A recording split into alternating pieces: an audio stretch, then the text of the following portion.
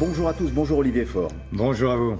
C'est en effet le jour J à l'Assemblée nationale. On en parlait dans le journal de 7h30 puisque c'est aujourd'hui que vous et vos collègues allez peut-être voter sur le fameux article 7, l'article clé, celui qui ferait passer l'âge légal de la retraite de 62 à 64 ans. Mais je dis peut-être car pour l'instant il y a encore 3000 amendements qui n'ont pas été retirés. Ils sont signés pour la plupart par la France Insoumise. Qu'attendez-vous? Qu'ils les retirent? Il y a de ce point de vue-là une divergence tactique entre nous qui n'est pas insurmontable. Mais moi, je préférerais effectivement que chaque parlementaire soit mis face à sa responsabilité. Et que, y compris dans la majorité relative, chez les Républicains, eh bien, chacun s'assume et puisse dire à celles et ceux qui l'ont élu, oui, je suis favorable à l'idée de vous prendre 2 années de vie, les meilleures années de votre retraite, je vous les prends. Et ça, c'est le fond. Sur la forme, donc vous demandez à vos collègues proches de Jean-Luc Mélenchon de retirer leurs amendements pour que, je le rappelle, vous puissiez voter aujourd'hui puisque les discussions s'arrêtent ce soir à minuit. Est-ce que vous lancez un appel? Je souhaite effectivement qu'on passe à l'examen de cet article 7, même si je ne voudrais pas non plus qu'il y ait maintenant un débat sur un débat sur le débat et que ça vienne finalement donner le sentiment qu'il y aurait des désaccords insurmontables, alors même que le vrai sujet, c'est de savoir si on est pour ou contre cette réforme. Ouais. Et je vois bien qu'il peut y avoir parfois des divergences d'approche, des divergences tactiques entre nous, entre ceux qui souhaitent continuer le débat sur les articles qui précèdent l'article 7, et puis ceux qui disent, on en a déjà assez parlé, on a déjà levé tous les lièvres qu'on avait à lever sur les 1 200 €, où chacun a compris désormais que c'était une fable, où tout le monde a compris que les femmes seraient les principales victimes. On va y revenir, donc très bien, mais voilà, donc... On va parler mais on voit bien quand même qu'il y a quand même, vous le dites vous-même, 2 lignes. Est-ce que ça ne donne pas, en quelque sorte, des arguments à ceux qui vous reprochent d'être alliés de ce parti, la France Insoumise, qui vous empêchera peut-être aujourd'hui de voter, ceux-là même qui ont contesté votre victoire à la tête du Parti Socialiste? Je rappelle d'ailleurs que hier soir, vous avez été conforté à la tête du PS, le Conseil national vous a donné une majorité, mais il y a encore, y compris chez vous, au Parti Socialiste, 2 lignes. Faut-il ou non s'allier avec les amis de Jean-Luc Mélenchon? Bon, d'abord, il peut y avoir parfois comme dans toute famille politique, il y a des divergences qui peuvent exister et, je le répète, elles ne sont pas insurmontables. Le vrai accord que nous avons avec les Insoumis, avec les communistes, avec les écologistes, c'est que nous sommes opposés fermement à cette réforme qui est une régression sans précédent par rapport à cette grande conquête du XXe siècle qui est la retraite. La condition de pouvoir l'exprimer. Et là, vous pourrez peut-être pas l'exprimer. On l'exprime depuis maintenant 9 ou 10 jours. Le vote, l'expression. Et à travers un vote, ce serait, de mon point de vue, mieux, mais je ne veux pas non plus donner le sentiment que ce matin, qu'il y aurait une divergence fondamentale.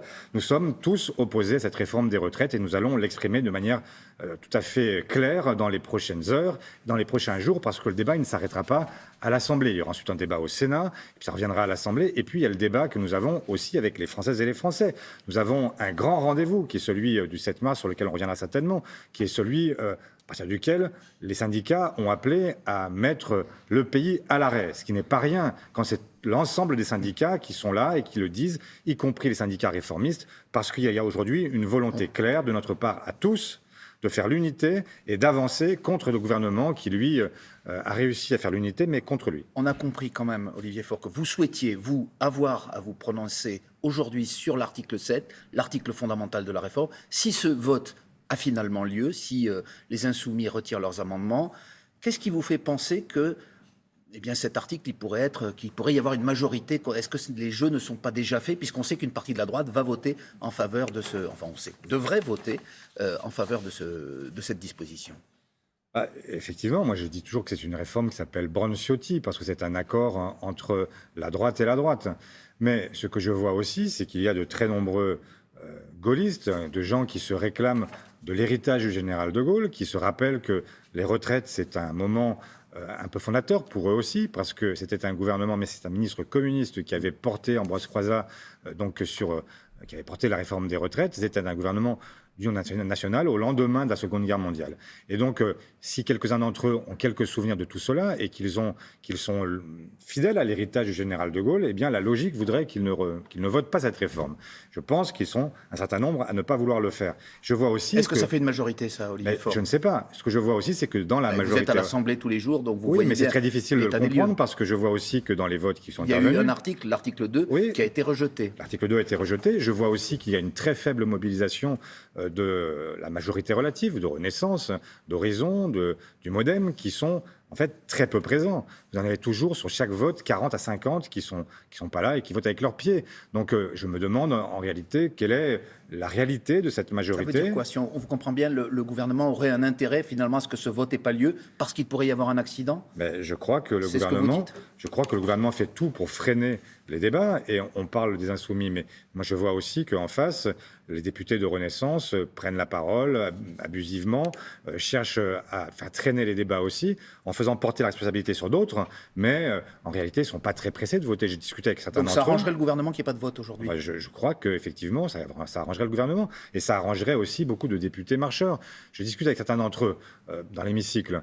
Et je leur dis, mais vous allez vraiment voter cette régression fondamentale? Ils me disent, mais non. Alors je dis comme ça, non, vous n'allez pas la voter. J'étais content. Ils me disent, ben non, mais en fait, on n'aura jamais à la voter. C'est l'espoir de quelques-uns d'entre eux qui se disent, finalement, je pourrais passer à travers et jamais mon nom ne sera accolé à cette réforme parce que je n'aurai jamais voté. Alors, parlons-en C'est la raison pour laquelle, moi, je préférais que chacun soit mis devant ses responsabilités. Vous parliez d'une fable tout à l'heure concernant le montant des pensions, ou plutôt le nombre de personnes qui devraient les toucher. C'est 1200 euros, promis par Olivier Dussopt pour une grande majorité de futurs retraités.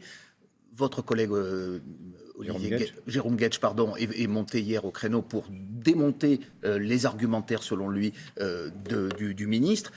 Qu'est-ce que vous avez voulu faire finalement? Vous dites quoi? Que le gouvernement ment sur cette question?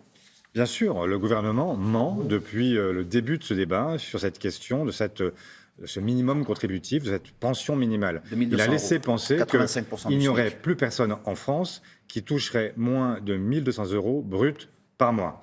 Et puis, le diable se cachant toujours dans les détails, en regardant le texte lui-même, en faisant travailler les économistes, eh bien, qu'avons-nous observé? C'est que c'est absolument une fable. Ça n'existe pas. Pardon. Ça n'existe pas. Mais Olivier Dussopt vous a répondu que vous-même, il a dit que votre collègue perdait les pédales. Le ministre a perdu ses nerfs, parce que la réalité, c'est qu'il a été placé face à ses propres mensonges. Ouais. En tout cas, il conteste vos chiffres. Qu'a découvert Jérôme Guedj hier? C'est qu'il y avait, pour ceux qui partiront à la retraite cette année, il y en avait 13 000 sur 800 000, c'est-à-dire 1,7% qui toucheront 100 euros de plus par mois. Ce qui ne veut même pas dire qu'ils toucheront 1 200 euros par mois. Ça veut dire simplement qu'ils auront le maximum possible de revalorisation, ce qui est très différent de ce que nous raconte le gouvernement depuis des semaines et des semaines.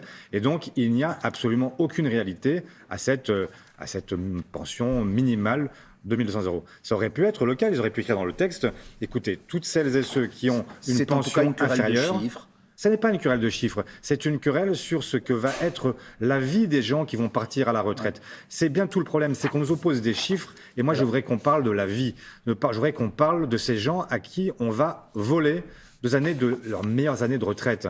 Ces gens qui parfois ont travaillé dur toute leur vie et qui ont aimé leur travail, mais qui ont aussi le droit au repos, parce que la vie, ça n'est pas seulement le travail. Que vous avez développé, vous parliez de chiffres, il y a ceux aussi de la mobilisation dans la rue, ils sont objectivement en baisse. Est-ce que vous craignez aujourd'hui une résignation de la part d'une grande partie des Français qui considèrent que finalement les jeux sont faits, que la réforme sera actée et qu'il ne vaut plus la peine d'aller manifester? Je ne crains rien. Est-ce qu'il y aura un rebond le 7 mars? Mais regardez les enquêtes d'opinion, regardez la persistance de l'opinion sur ces sujets-là. 93% des actifs sont opposés à cette réforme.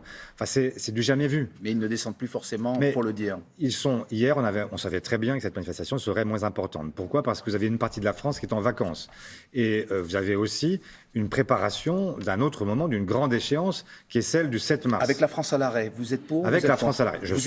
Je suis pour, et je suis aussi ce que dit le mouvement syndical, qui est celui qui conduit le mouvement social.